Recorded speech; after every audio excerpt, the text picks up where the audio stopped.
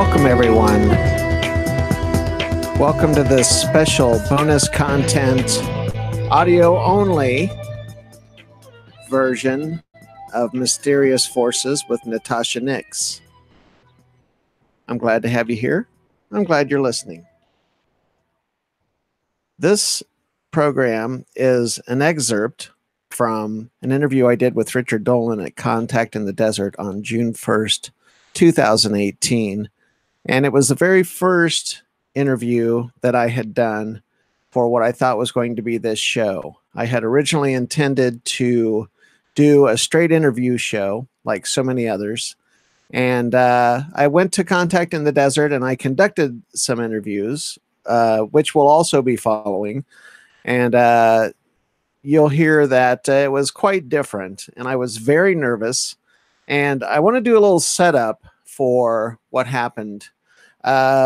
Finances led me to renting a room in the hotel across the street from where the actual convention was going on, which was a big mistake.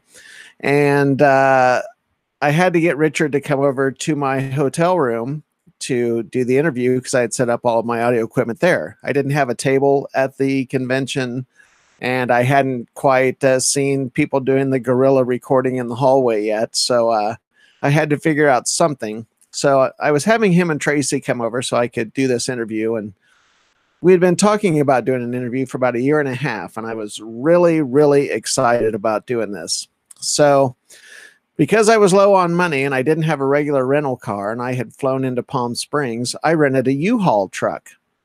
And long story short, you should have seen what it was like for me to roll up in front of the Renaissance Hotel and Resort in Palm Springs in a rented U-Haul pickup truck. And then here comes Richard Dolan and his wife, Tracy Garbett Dolan, hop in the truck with me and I drive away. And I was telling Richard how funny it was, just the sight of them getting in a U-Haul truck. And it was funny. We got across the street, we got to my room, and I had set up snacks and stuff for them. But I was really nervous, and I blew my introduction a few times. And some of the excerpts I've used in promos. I had a lot of notes in front of me, and I lost track, and my voice was quivering. And in this segment of this interview, you're going to hear how nervous I am and how unprepared I was, quite honestly, to talk to Richard. And even though I got to know him some and we were becoming friends, I was really intimidated. And I realized quite quickly, to be honest with you, that I was in over my head. And but I had to live through that moment. You know, I'd worked for like a year to get to this point, to get to this convention and get him in front of me with a microphone and conduct this interview. And at first I had told him that I wanted to do an interview that was very much like an NPR style interview, where it's kind of personal and a little bit different and digging a little bit deeper into personal issues. And we had talked about that. And once the interview was going and the recording was rolling, I got nervous and I completely forgot all about that. And I just willy-nilly jumped into the topic of the Boston Marathon bombing because we had talked about earlier in the day, and we had had a discussion about false flags. And later on, he was like, "You didn't even do the biographical stuff that you said you were going to do." I mean, I fell apart, and you'll hear the nervousness in my voice. And he was very gracious, and he was kind enough to kind of gently move through the awkwardness. And this show is based largely on comedy.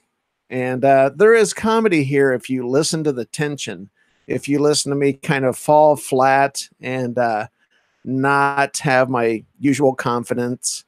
And you'll hear him be very gracious and forgiving and kind of work around that. And he was still an ultra professional, and he pushed through the interview. And this is just the first part. There will be a second segment of this interview, which is actually better, quite honestly. But we talk about militarization of the police, addiction to technology, and just kind of the foibles of modern society. And I think because it's Richard opining on these topics, it is worth hearing, no matter how much of a poor job I did in conducting this interview, no matter how nervous I was. And it's worth hearing. I'm a big fan of Richard's. I'm a friend of his. And I just think that he's one of those people whose opinion is worth hearing. And I want you to enjoy this and take it for what it is, and enjoy the nervousness, enjoy the tension, and the poor audio quality of the room, which I wasn't prepared for, and that had me freaking out as well. So stand by, and now you're going to hear this interview with Richard Dolan, June 1st, 2018, Palm Springs, California. Contact in the Desert. Thank you so much for listening, and enjoy this segment of Richard, welcome to the show. Great to have you. Hi, Tasha. Thanks for having me on. I'm really happy, honored, and psyched to be your first guest. Thank you very much. I thought I was going to be in a position where I was like, I'm going to have him on my first show. And then I listened to Ryan Sprague's show, and you were on his first show. And I was like, damn. Oh, yeah. No, Ryan did it. He got me on his first show before you got me on your first show. But this is actually great. And I have to say, for people who can't see this, you have got a super professional recording system in place here, like vastly better than what I have. You're making me feel like I'm just slacking it here. So I have to bring up my own game. No, it's all right. I just did a lot of research before I got into this, and I knew that I had to travel, and I wanted to travel light. So I just made the smart choices. So anyway, I just saw your lecture a few hours ago here at Contact in the Desert, and it was very cool. It was a new lecture, as I understand it. It was dealing with false flags. And you made quite an assertion during your lecture that the Sarnoff brothers, who are being held responsible for the Boston City Marathon, the Boston Marathon bombing, can you dig into that a little bit and give us some details on what you mean about them being framed and what that might have to do with? Yeah. I think that the evidence against them has been very circumstantial at best, and fraudulent at worst. So what happened is that bombing occurred on a Monday. And as many people will recall, there were no suspects for several days. And if you'd hate to have to be like the president of the United States during an event of that magnitude, because you just know that they're going to have to get someone in custody before too long, or this is going to be an untenable political situation. So that's fact number one that I noted even that day. All through Monday, all through Tuesday, there were no suspects in sight whatsoever. And on Wednesday, it was on, I believe it was the InfoWars site, that's the Alex Jones site, where there were people who put up images of suspicious-looking men who had unusual satchels, and they were doing some kind of security, it was said, and left packages in places that seemed very suspicious at the time of the bombing, wearing dark sunglasses and the whole bit.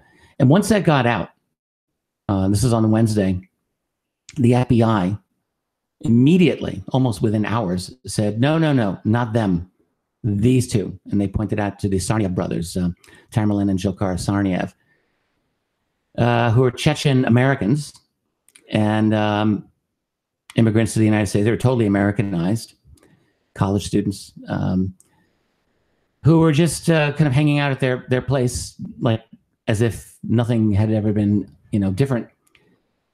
And then we get this wild chase that goes on for a couple of days, in which they are the most hunted individuals, in the country.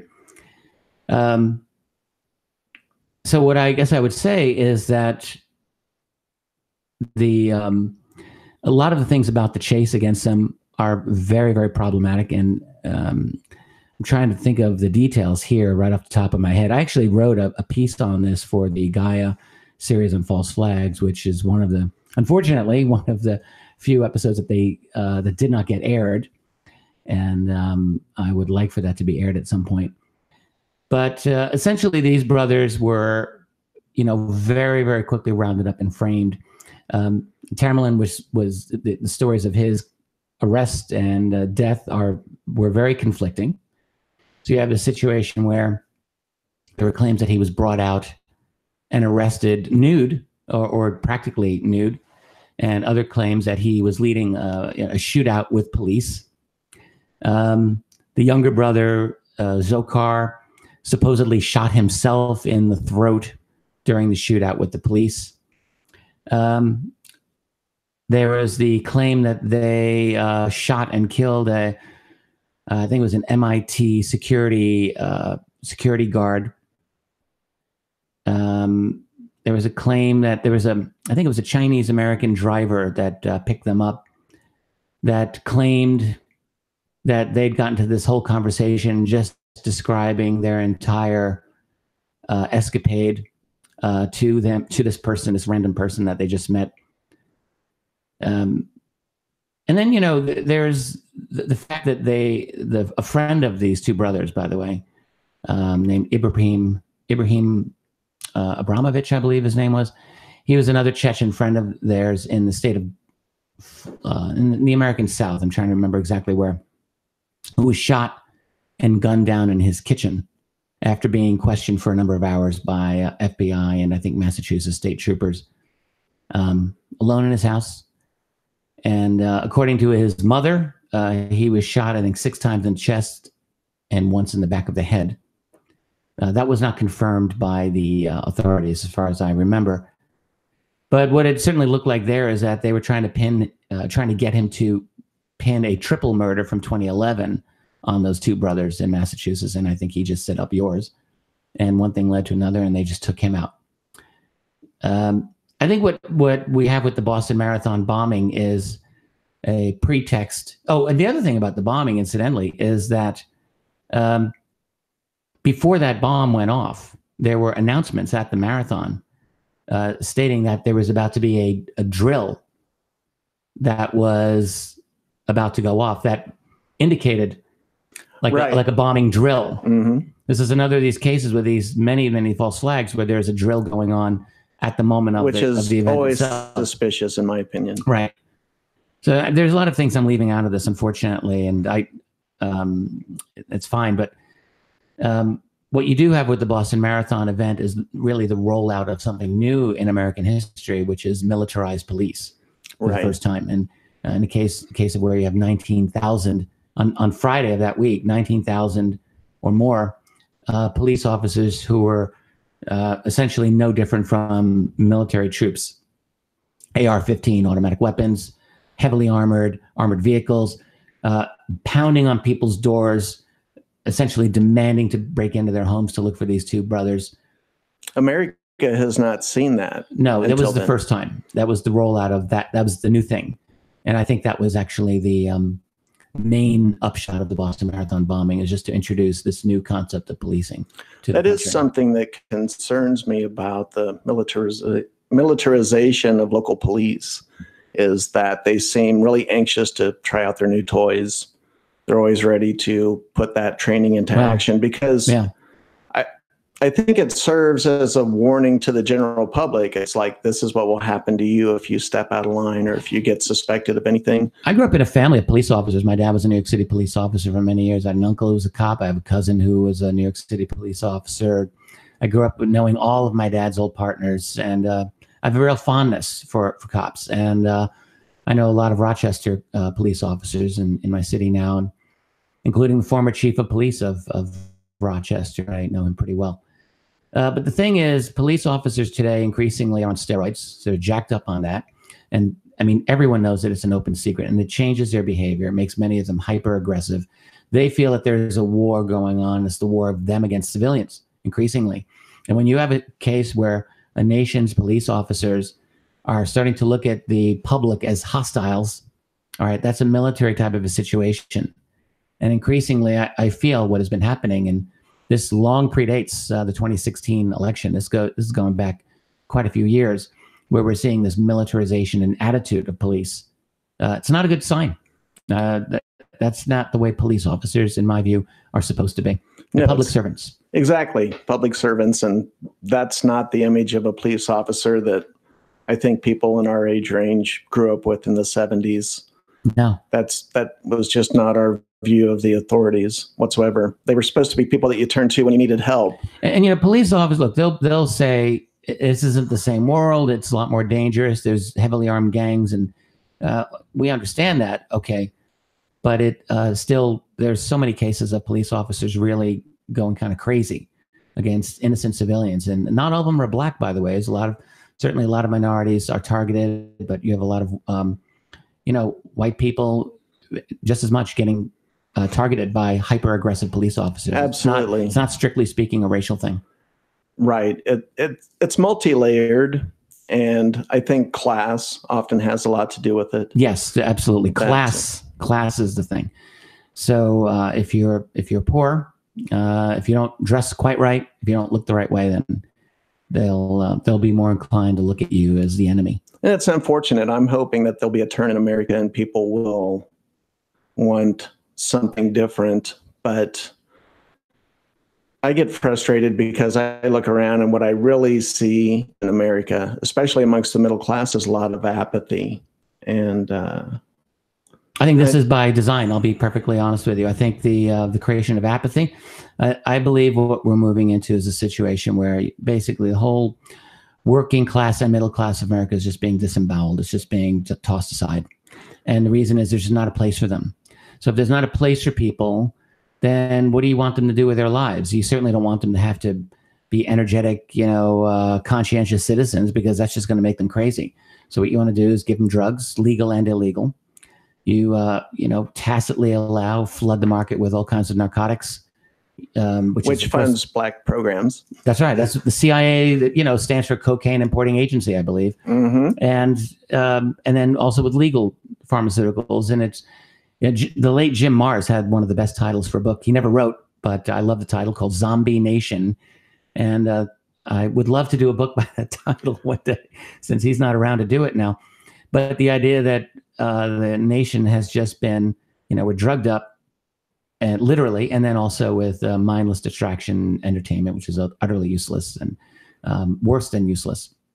So I think when you're talking about this apathy, I actually do believe it's by design, because you know, if there's no place for most of these people anymore, for hardworking, the backbone of what was once a vibrant nation, then just you know, get their opioid addictions, let them watch their shows, and keep them out of the way, and have them not care. And certainly don't put genuine news and information in front of them so that they can make intelligent decisions about the world. That, God forbid. I do have hope for millennials. I think maybe at least a lot of millennials can see through that and want something more for themselves, mm-hmm. and more out of their life than that. There's definitely young people who are switched on, right? They've been red pilled, as the saying goes, and they see the world as it is. So what I'd love to know, I don't really pretend that I have an answer to this, is to know what's the breakdown of the population in general, of young and older and whatever. Like, how many people really actually have a true understanding of the way this world works? And I don't know what that number is. I mean, you could rule out anyone who watches CNN or Fox or MSNBC or any like the major networks for news. They're out. Like, any of them are out. So that's right off the bat. And but then among the people who are not part of that system, how many of them are really into true, genuine, independent news? That's be a good thing for some young graduate student to research and figure out. Yeah, that would make a great project. Mm-hmm. I think, as you mentioned in your lecture today, the internet, technology, this has allowed things like the so-called Arab Spring, which you talked about having been more or less orchestrated. Yeah, well, it's unclear to me how much was how much is genuine, how much was orchestrated. It's a little bit of both. So the Arab Spring of 2011, I think many people remember, was I remember when it happened. I was very excited about it. I think many people were. You have, you know, we all know the Arab world has been oppressive and oppressed for so long. And you have in the spring of 2011, so many individuals from Tunisia through Egypt and many other nations demonstrating for greater rights. And you think, awesome, fabulous. Then what we learned, though, is that, in fact, not all is as what it seems. So in the case of the Arab Spring, you have a rollout of what often is called the color revolution model. Mm-hmm. In other words, in which the CIA really working through NGOs.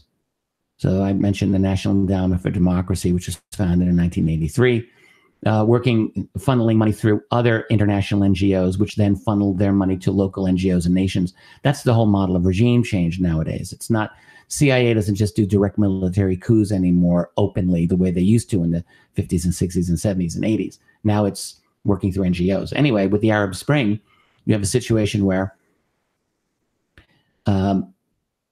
you have Twitter accounts starting like right before, as in the failed Green Revolution in Iran in 2009. And but in the case of Libya in 2011, you have Twitter accounts. One of them, one of the Facebook accounts or YouTube accounts, I think, was registered in Ohio, like one day before the violence broke out in Benghazi in February of 2011.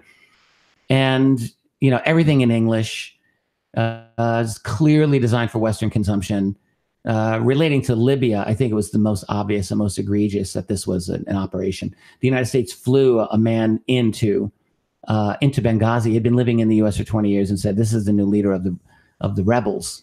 Like, just announced it, and on and on and on. There's just so many stories, and the lies. I mean, my goodness, the lies that they made about Gaddafi carpet bombing his people, evidence-free assertions. Not a single shred of evidence ever came out. But what you had with Libya was a classic regime change operation disguised as popular revolution. So in that case, that was a situation where, that element of the Arab Spring was definitely a CIA op. And, that was a bipartisan effort in the U.S. You had Democrats, Republicans. So John McCain was absolutely maniacally, salivating at the, destruction of that nation. Hillary Clinton, though, and Barack Obama were all. Obama, I believe, privately referred to it as a huge mistake. I think he said, but it really wasn't a mistake from their point of view. I mean, what the elites of this world wanted, they don't want. It wasn't a mistake because, oh my goodness, we helped destroy a country. I mean, he might say that, but Libya was an actual success. It was a success because they destroyed it. Right. They took the wealthiest nation in Africa, which Muammar Gaddafi had brought that country to. They had been one of the poorest nations in the world. He brought it to the wealthiest nation in Africa, where women could wear what they want, totally secular, really, or largely secular, free healthcare, free housing for the homeless, a lot of local democracy, possibly more than in the United States, to be perfectly frank about it. And they destroyed it. Destroyed. That nation will never recover, and that is a crime and a stain on the United States. But my point is, that was a success because the success was that Gaddafi was going to roll out a gold-based currency that was going to threaten the U.S. petrodollar system, and that's why they had to be taken down. In my opinion, that was the number one reason why Gaddafi had to go. And WikiLeaks came out with a document to Hillary Clinton. It was an email she was State Department. She was Secretary of State at the time, and it made it very clear. It had to do with France and Nicolas Sarkozy of France and the desire to prevent a rollout of Libya's gold-based dinar. And the problem is, at least one of the problems, is that the average American citizen doesn't have time to learn these details or to research these topics. Oh, God, no. Because everyone's working 40, 50, 60 hours a week. They're trying to pay their bills. They're kept busy. Or they're trying to keep up with the Kardashians. Exactly. Or, whatever. Exactly. And I don't know, it is the dumbing down of America. And this whole system, like, I didn't really mean to turn away from that topic, but to me, it's all interconnected. It's not any one isolated thing. And you can kind of take a look at any one of these topics, which is geopolitics, what the elites want to do, what the breakaway civilization what their goals are. And that has nothing to do with the average person. The average person is just a source of income. Yeah. And what most people don't realize, like if you're shopping in a store, you're going down the grocery aisle and you'll get the merchandise, like all you're seeing is the end product, right? So what you don't see is everything that goes behind that product. You don't see sweatshop laborers. You don't see merchandising. You don't see manipulation. You don't see marketing campaigns. You don't see the money, the ownership behind the resources that go in to make that. You don't see the profit that goes to the people who own those things. So all of that's hidden. So all that you see is this shiny little product. And that's how it's supposed to be. That's how the system is designed. So there's not any education really is open and out there for people to get an idea of how their system actually works, unfortunately. You know, I took a flight here from Denver, and in the airplane, for the first time, I sat in an airplane on a United flight, and they had television screens in the back of the seats. And they have television screens advertising things in department stores. You can't get away from a screen. And that's how they did their safety announcement in the airplane, was by video through that television, and you can't escape it. And then they're playing television with the volume down during the flight. And you're seeing advertisements, and we're getting boxed in. And they're utterly obnoxious. They are obnoxious. You know, you're in the tiny little seats on the airplanes to begin with. You got no room to move, and the screen comes on. The only thing, and to turn off the screen, you got to really press that button down and keep it down. Yeah, they make it tough, don't they? Yes, they do. I don't know. It's saturating our entire culture. There is for the worst. Almost no escape. And now we've got smartphones, and we're attached to those like an umbilical cord. And I've got, Tracy, my wife, and I have smartphones each. And the thing is, all of us have to learn. We have to remember, like, we're supposed to be in charge of the technology, not vice versa. And it's really important to shut that stuff down, to go into airplane mode as often as possible, just to keep the rest of that world out. Because the thing is, we are really in danger of losing ourselves to this technology. It's a genuine danger, and it's happened to many people.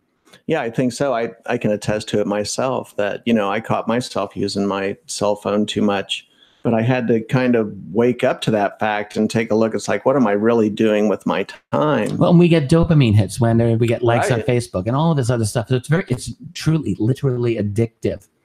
And I would just go one step further and say we're living in a society that is intentionally foisting various kinds of addictions on us of all types. So it's really up to us, to recognize that we're being played, to recognize what the dangers are, and then we got to take steps to deal with it. And that's what it sounds like when Richard Dolan carries you through an interview. If you go back to the beginning of the start of the interview segment, you'll hear me heavy breathing into my microphone. My heart was pounding out of my chest. I was so nervous. And all of a sudden, I realized I'm sitting there and I was mortified. I could hear myself breathing heavily through my nose. And I was mortified. And you can hear my voice shaking at various points in that interview. But he was a trooper, and he carried that interview. And where my interview skills fell flat, he kept talking and he picked it up. And you could kind of hear it there at the end. He was just kind of looking for something to grasp onto to keep the interview going and keep it interesting. There will be part 2 to this interview coming within 24 hours. This is late at night right now while I'm doing this, and tomorrow I'm going to do part 2, and this will get up on the channel, so you can look for that soon. I thank you so much for listening. I appreciate your attention. Please like the video and subscribe to the channel if you haven't already. And find me on Twitter @MyForcesLive, on Instagram, Mysterious Forces Live, Facebook, Mysterious Forces Live. I also have a private page on Facebook. Look me up, say hello sometime. I appreciate it. I'm going to be at Disclosure Con, October 5th and 6th, 2018.